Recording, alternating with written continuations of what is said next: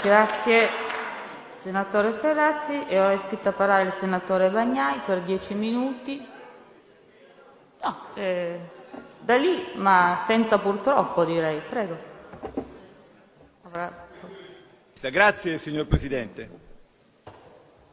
Come le pecorelle escono dal chiuso a una, a due, a tre e l'altre stanno timidette atterrando l'occhio e il muso, così, dopo l'ultima volta in cui ho avuto il privilegio di rivolgermi alla Presidenza in quest'Aula per recarle l'allarme democratico di milioni di italiani, i costituzionalisti sono usciti dal chiuso dei loro santuari e hanno scoperto la Costituzione.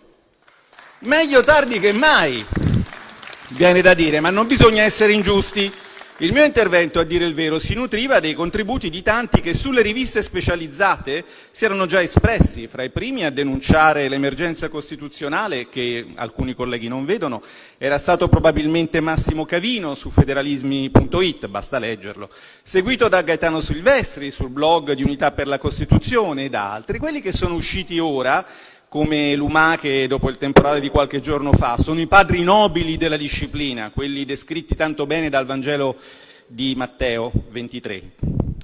Meglio così, visto che parlare da qui serve a farsi ascoltare da chi ha il privilegio di pontificare sui giornaloni, approfitto della discussione del DEF, di questa liturgia sterile, fiacca, stantia, per evidenziare come la deriva autoritaria che abbiamo denunciato la volta scorsa e l'inefficacia delle misure prese con questa manovra, da tanti ricordata, siano due mali che hanno una comune radice. Questa radice risiede nel fatto che un sistema economico in cui l'unica valvola di sfogo è la compressione dei salari, l'austerità, necessariamente porterà con sé la compressione dei diritti politici.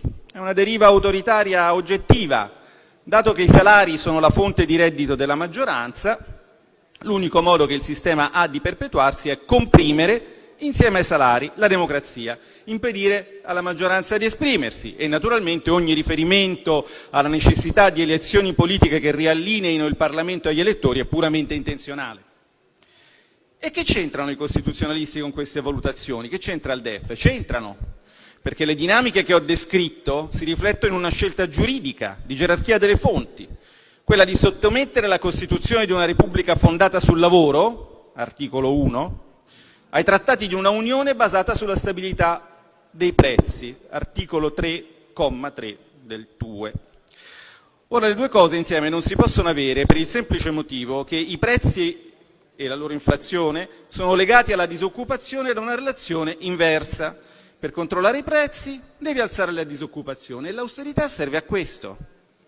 I keynesiani la chiamano curva di Phillips, i marxisti la chiamano esercito industriale di riserva e la sinistra lompo la chiama risorse. La domanda che avremmo tutti dovuto porci da tempo è: che senso ha organizzare la nostra società attorno alla guerra santa contro un nemico, l'inflazione, che non c'è più? E quindi anche quanta giurisprudenza costituzionale in materia di diritto del lavoro potrebbe essere, con il dovuto rispetto, si intende, rivista alla luce di questo dato di fatto. Tutte le istituzioni di cui ci siamo dotati, dalle regole di bilancio austeritarie di cui oggi si festeggia l'apoteosi, alle banche centrali indipendenti, a una sola cosa puntano: a uccidere un nemico morto.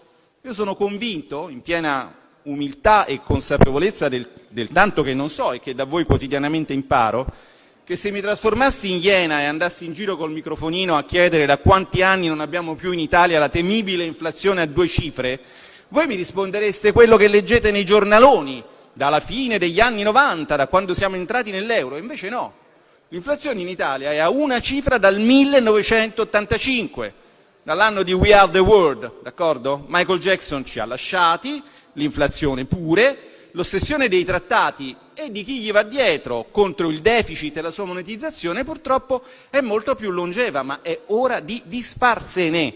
Ormai dovremmo saperlo che la dinamica dei prezzi non è legata all'offerta di moneta. Lo ha mostrato il fallimento di Draghi nel raggiungere l'obiettivo di inflazione al 2%, nonostante i 2.666 miliardi emessi col QE.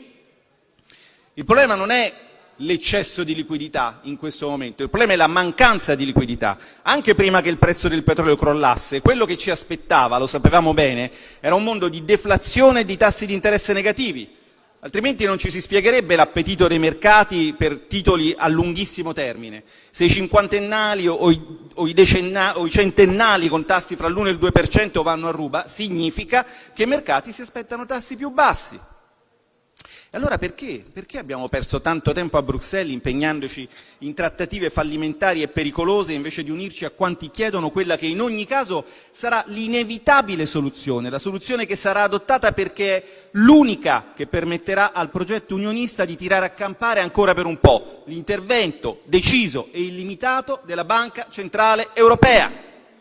Il governo sottostima l'entità della crisi e ci propone rimedi basati su strumenti inadeguati e dei quali peraltro sembra vergognarsi.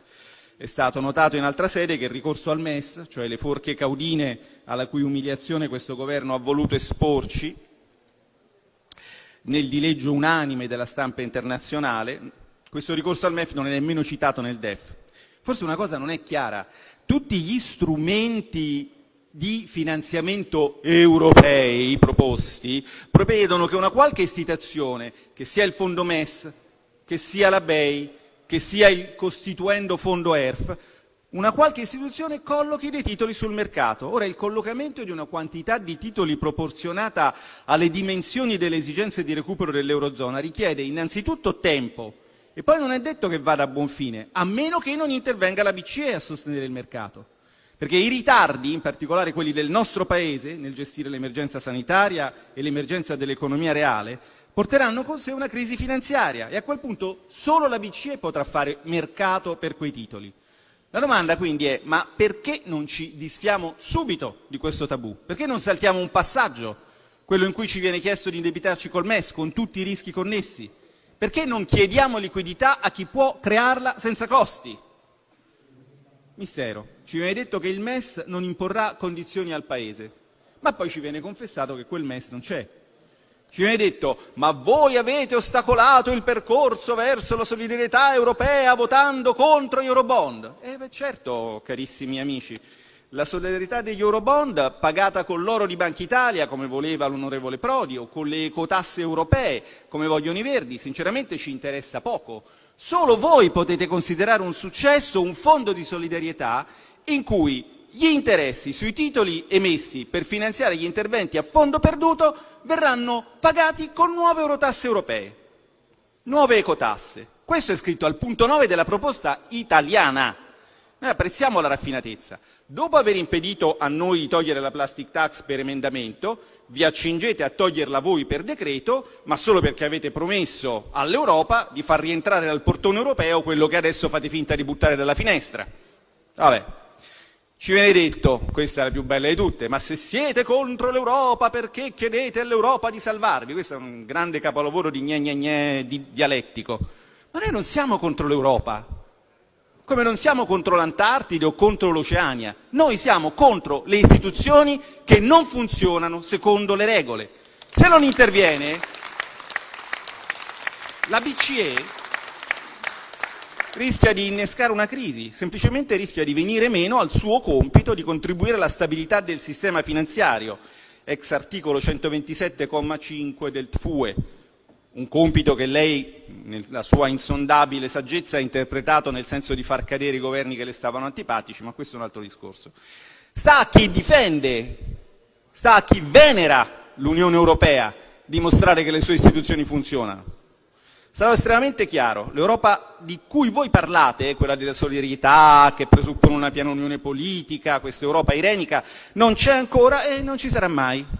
In questo però siamo abbastanza simili, perché anche l'Europa che vorremmo noi, quella che funzionava, quella precedente al Trattato di Maastricht, non c'è. Ma tutti vedono la differenza. Voi sognate, auspicate, sperate. Noi prendiamo atto della realtà e ci rivolgiamo all'Europa che esiste, alle istituzioni esistenti, ai governi nazionali e alla BCE. Voi auspicate e noi scongiuriamo, vi scongiuriamo. Uscite da dogmi e da cliché che non vi appartengono culturalmente, uscite dal pattume liberista degli anni '80 e guardatevi intorno. Il mondo in cui viviamo è diverso. ma per l'inerzia del mastodonte unionista dobbiamo gestirlo con istituzioni inadeguate, arretrate. Aprite gli occhi! L'Italia è un paese meraviglioso, non affossatelo con la vostra cecità.